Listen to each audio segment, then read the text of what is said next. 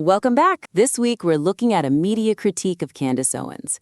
It's based on some really deep insider reports about her PR machine and her time in the Trump orbit. Yeah, the material is fantastic. It genuinely pulls back the curtain on how political media works.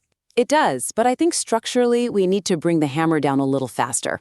Okay, so let's start there. The first thing is, to maximize the impact of the insights here, we really have to establish a clear boundary between the objective reporting and the narrator's own personal reflection. Right, the personal reflection is necessary, but it feels a little sprawling at the moment. Exactly. The problem is just placement. The piece hits us with absolute gold. The Krauss reporting on the Trump ban, the staffer anecdotes about her demanding private jets. The outrageous appearance fees, yeah. All of that. And then it hits the brakes. We get this really long personal history lesson. About being unjustly framed during the Epstein binder thing. Right. And look, that context is what gives the author authority. But it just completely kills the momentum of the actual Owens critique. That makes perfect sense. The personal experience isn't really the story here. It's the license to tell the story. Yes. So we need to resequence it. The goal should be to prioritize all that concrete evidence against Owens. Then use the narrator's own history as more of a... So a quick explanation of why they know these dynamics, not a whole separate story. Exactly. A quick, powerful setup. So are you suggesting we open with the stuff about the White House foyer and the portraits? I mean, doesn't that risk sounding a bit self-important before the critique even lands? It's a calculated risk, but I think it pays off. It pays off in authority. Okay. You immediately establish these incredibly high stakes.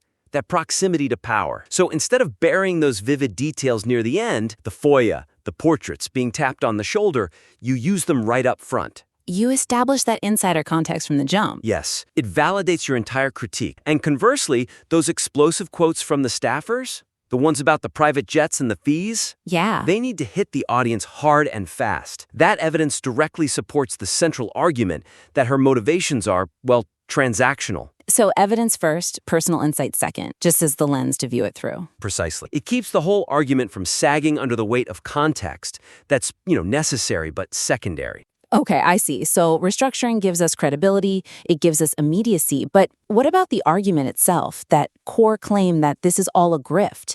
We need to make that undeniable.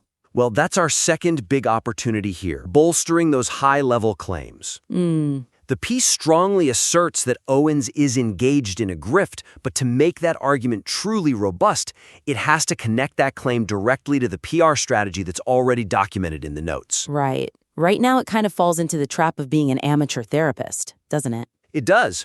It leans really heavily on these generalized psychological labels. It's all narcissistic psychopathic tendencies or feeding the ego when explaining the drama with Charlie Kirk. Which, it might be true, but it's not provable. And it distracts from the factual business model the author has already laid out. Exactly. The key is already there. The material gives us the whole PR playbook, but then just pivots away from using it as the main explanation. We have the how. We just need to use it. Yes, we need to anchor the critique of her professional conduct in the specific factual insights about her PR guy, Mitchell Jackson. That is the gold mine here. Okay. Because establishing a clear economic and strategic motive, it just shifts the entire focus. You go from subjective psychological speculation to analyzing a documented, repeatable media strategy. It's a much sharper critique. The psychology is gossip, but the PR strategy is proof. That's it. And why is that distinction so important for this audience?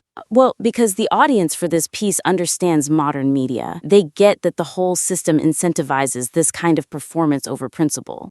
So when you swap out a word like narcissism for monetizable strategy, you're not just criticizing her personally. You're critiquing the entire ecosystem that rewards this behavior. It elevates the piece from a takedown to a systemic critique. It stops being about her being a quote-unquote bad person and starts being about her being a very successful operative. And that distinction just carries so much more weight. So for some concrete examples? Okay, so when you're discussing her orchestrating public conflict, like the Charlie Kirk thing or the Bridget Macron controversy, you have to explicitly link it back to Mitchell Jackson's philosophy. The chaos into profit idea. Yes. Remind the reader that he believes any interest is good attention and that he saw public conflict as an easy recipe for virality. That professional framework is the engine of the grift. It proves it's all intentional. I see.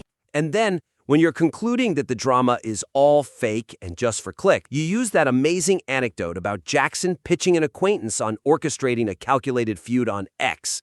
Right. That's not speculation about her ego. That is documented proof that this is a known professional tactic in their world. It completely transforms the argument. Yeah, that Mitchell Jackson angle is incredibly powerful. It takes it from a personal attack to an investigation of a business model. Right. But if you have that kind of definitive proof, your delivery has to match. You need the definitive voice, which I think brings us to our last point, calibration. Our third opportunity is all about consistency. You have to maintain a consistent, analytical tone, especially when you're drawing these final damning conclusions. You can't fall into the same outrage trap you're trying to expose. It's jarring. Yeah. The tone right now, it oscillates pretty sharply. It really undercuts the authority that's been built up with the reporting and the White House stories. It's jarring. It is. You jump from this investigative rigor, citing details from the 2019 Young Black Leadership Summit, the Mar-a-Lago interview staging, Right. to this really colloquial, emotionally charged language. Calling Owens the mummy in her basement or saying, "Mate, you're going to get burnt." And that inconsistent delivery, it just undermines the authority of the narrator, who literally claims to be delivering the truth. It makes the critique sound reactive, not analytical. If we're exposing bad faith media performance, our own critique has to be delivered in unimpeachable good faith. Always. We have to harmonize the language, especially in those critical conclusions. Replace the emotional or, overly colloquial phrases with precise, analytical language that actually mirrors the depth of the source material. Editorial rigor over rhetorical flourish. It's almost like the author gets so frustrated by the fakery that they break character. They start talking like a normal person. But that break costs them their editorial credibility right when they need it most. Exactly. The audience is smart enough to follow a purely analytical argument. When you say, "Here's the truth," you need to sound like the definitive source, not like someone just venting. You're aiming for the voice of a seasoned editor, not a heated commentator. The gravity of the insight needs to be matched by the gravitas of the tone. Okay, so let's get specific. When discussing motivations, like with Tucker Carlson, the line is he's trying to play both sides of the aisle, but he's expecting not to get burnt, mate. How do we elevate that? You just replace that colloquial warning with a focused analysis. Analyze the political calculation. Talk about the tension between him being at the White House, where Trump literally walked past him, and his prior stance of being vehemently against Trump going into Venezuela.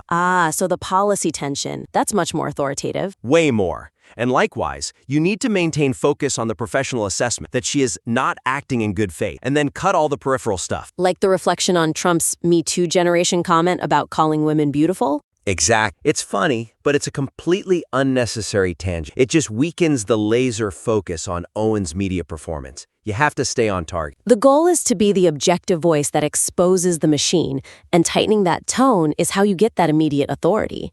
For sure. This was a piece with just tremendous raw strength and a really unique insider perspective. We just need to refine the delivery system. Okay, so to summarize our critique, we focused on three primary areas for improvement. First, we need to restructure the material. Separate the insider reporting from the personal reflection and use that personal part only as an authoritative frame at the very beginning. Right. Second, we strongly recommend grounding that central claim of a grift firmly in the business logic of chaos into profit, which comes from those Mitchell Jackson anecdotes. The documented transactionals media strategy. And third, calibrate the overall tone. Make sure the authority of the critique stays consistent and analytical. That means removing the overly colloquial or personalized rhetorical flourish. This material is genuinely strong. It really does pull back the curtain on the mechanics of virality and the professional incentives driving all this public outrage. So apply these three suggestions. Revise the structure and the tone, and please submit it back to us. Yeah, we are genuinely excited to see the next even sharper version of this.